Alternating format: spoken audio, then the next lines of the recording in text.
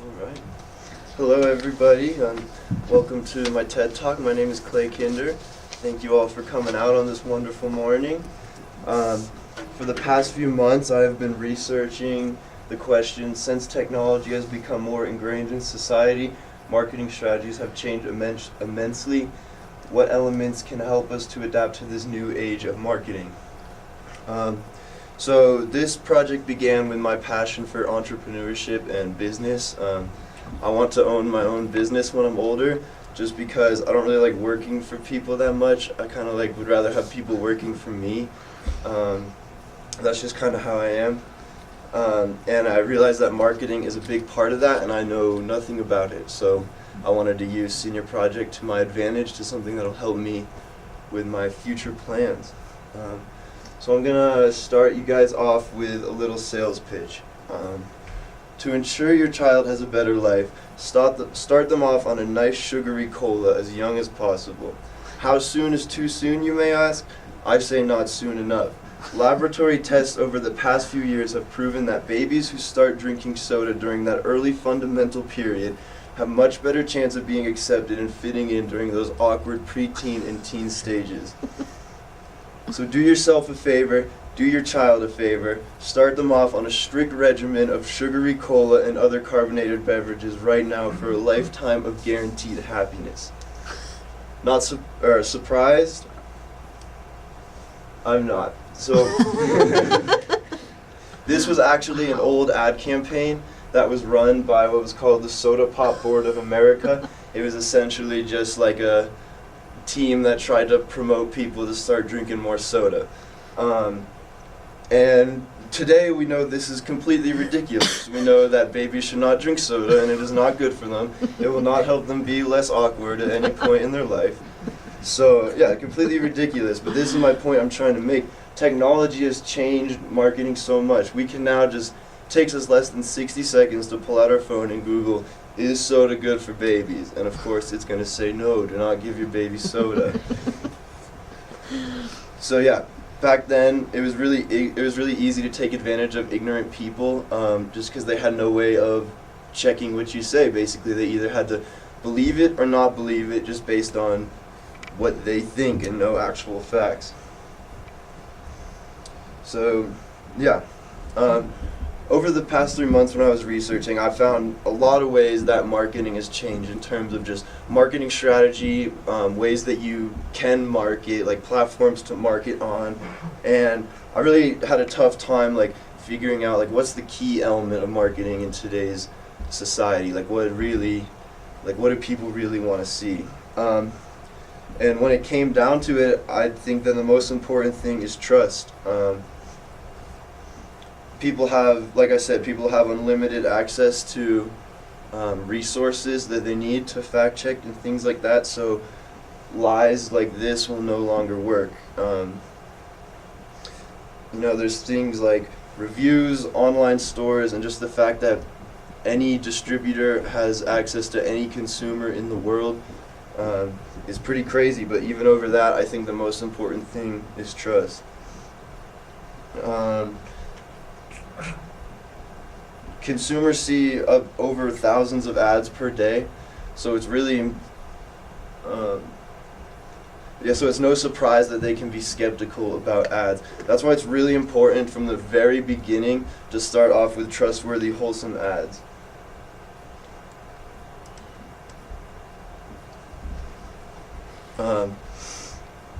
So yeah, I'm going to start off with a few examples for you guys, just so you can kind of see what I'm talking about.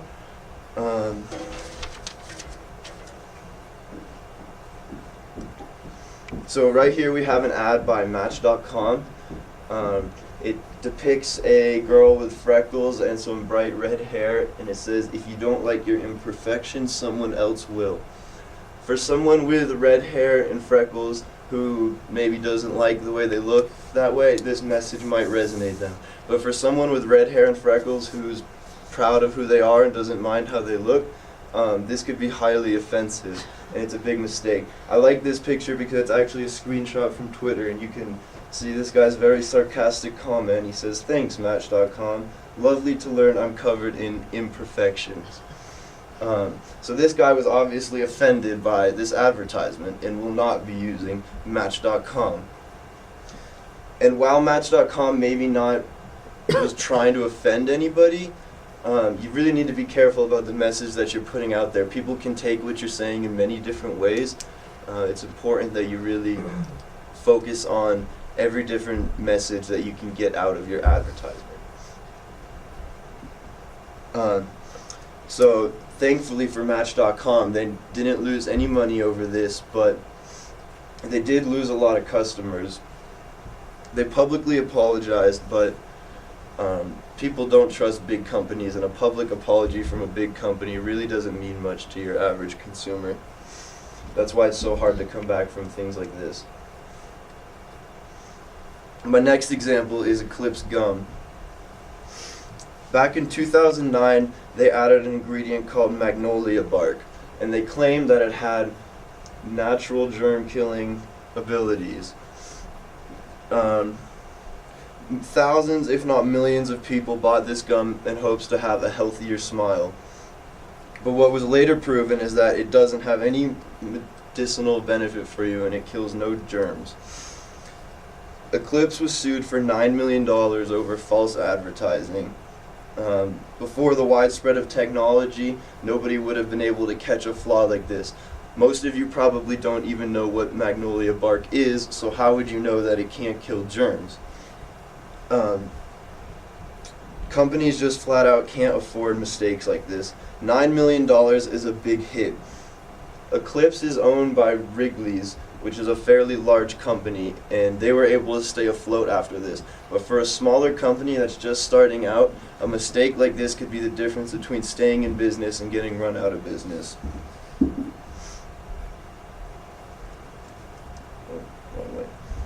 Alright, so who remembers this guy? Yep, I'm sure most of you do. If you're anything like me, you're probably walking down the store begging your mom to get you mini wheats. She probably didn't want to. And if you were anything like me, you probably noticed that, hey, mini wheats is clinically shown to improve kids' attentiveness by nearly 20%. Gee, look at that, Mom. I eat mini wheats, I can be better at school. And if your mom was anything like mine, it probably worked.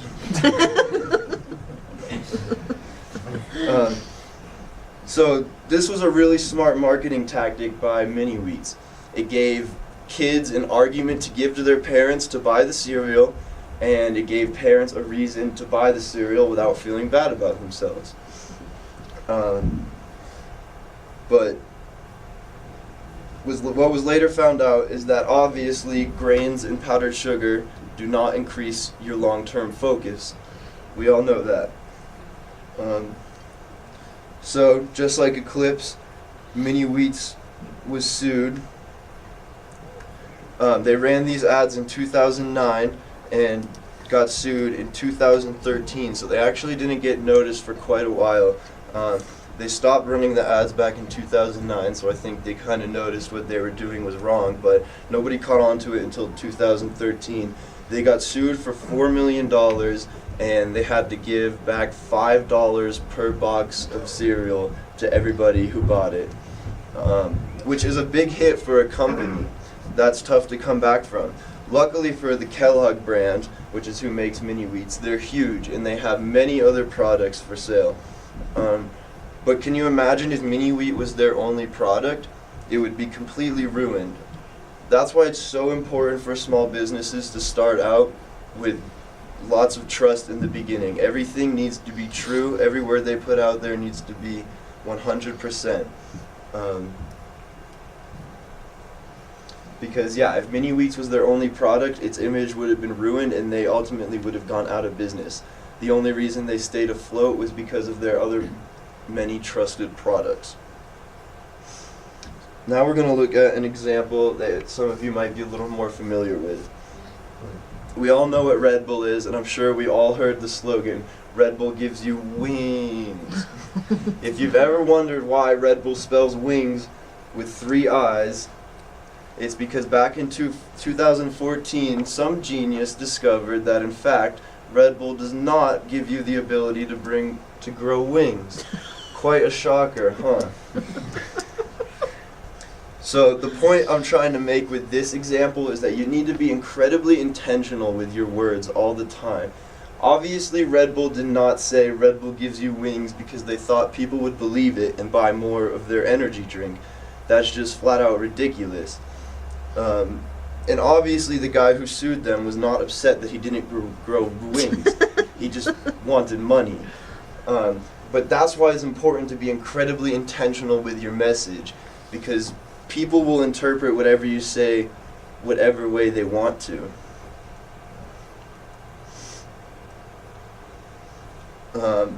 You know, so yeah. You may have noticed a common trend in all of these examples, and that's that they were all very easy to avoid. They all cost the company time, money, resources, and a loss of customers, and they all came from being dishonest or unclear. So yeah, this is why I decided that the most key element to marketing in the 21st century is being honest. It's one of really the only thing that I found that can make or break your company just based off of like one thing. After all, it is a marketer's job to create customer relationships, and what is a relationship without trust? Relationships are built off of trust. The only reason we keep the relationships we have is because we trust them.